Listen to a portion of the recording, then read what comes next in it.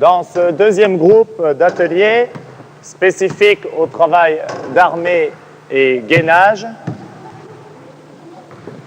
nous découvrons le premier atelier qui consiste à enchaîner une succession de bondissements dans des plans différents.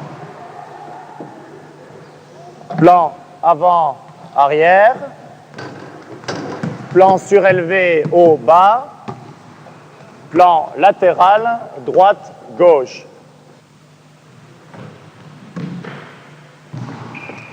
Toujours dans un travail d'armée-gainage, nous allons utiliser le travail de renvoi des tremplins pour s'assurer d'une part du contrôle du déséquilibre de l'impulsion et dans un deuxième temps de la capacité, même si c'est très contraignant, à fixer le ballon sur la chaîne de tir, essayer d'éviter tous les mouvements oscillatoires du ballon.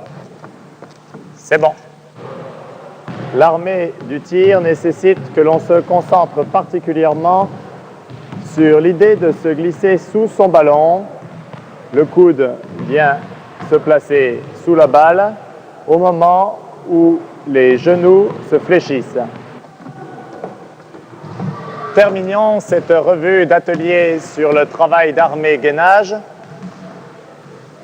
par un travail de cheminement, progression vers l'avant, l'idée de faire des impulsions en cheville et non pas en genou. Faire face à l'obstacle oblige les joueurs à se glisser sous la balle pour perfectionner le travail d'armée. Très bien.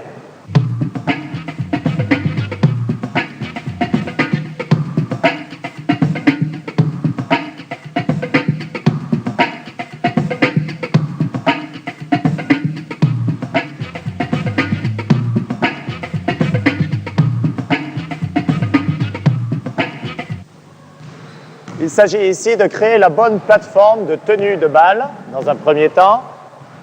Et enfin, travail, extension des bras, finition du geste avec un ballon qui tourne vers l'arrière. Le coude passe sous la balle, extension des doigts. On finit dans le cercle.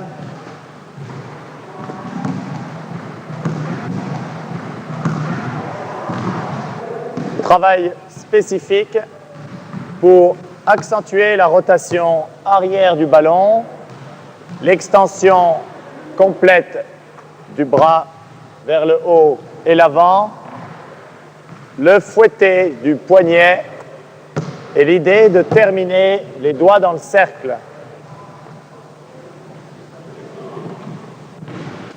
Travail spécifique où on utilise le tremplin comme élément fixateur de l'impulsion, ce qui permet de se concentrer particulièrement sur l'extension complète des bras vers le haut et l'avant, sur la finition du tir, l'idée de terminer les doigts dans le cercle et de tenir sa position.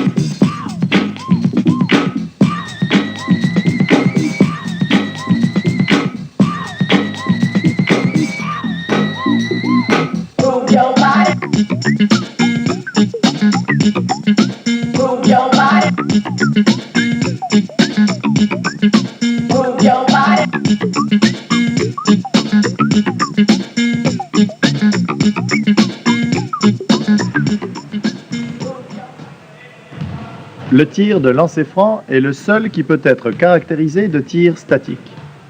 Bénéficiant d'un temps de préparation constant et beaucoup plus long, il doit être l'occasion de mettre en place un véritable rituel d'exécution immuable quelle que soit la situation.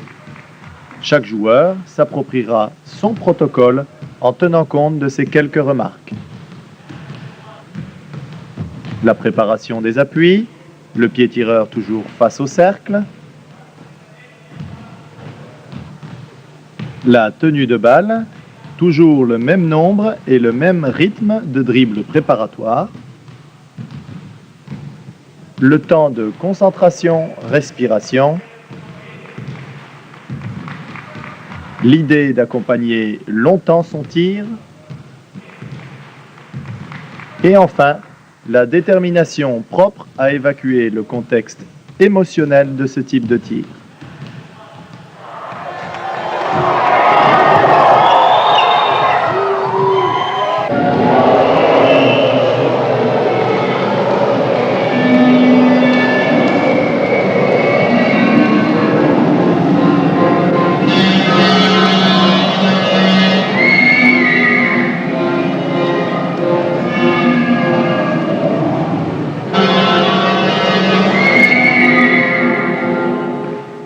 Les ateliers spécifiques de renforcement du tir en suspension.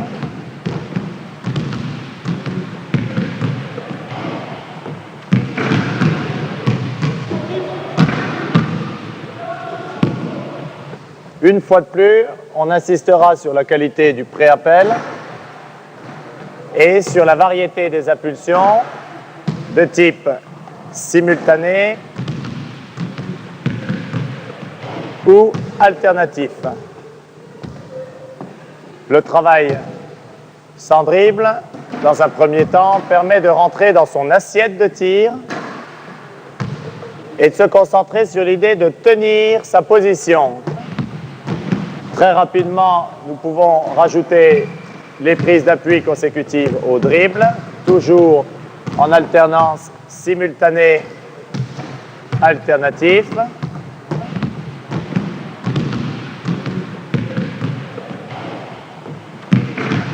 Bien que très sollicitant physiquement, il sera aussi important de s'attacher au cadre particulier des tirs en suspension avec demi-tour dans le saut.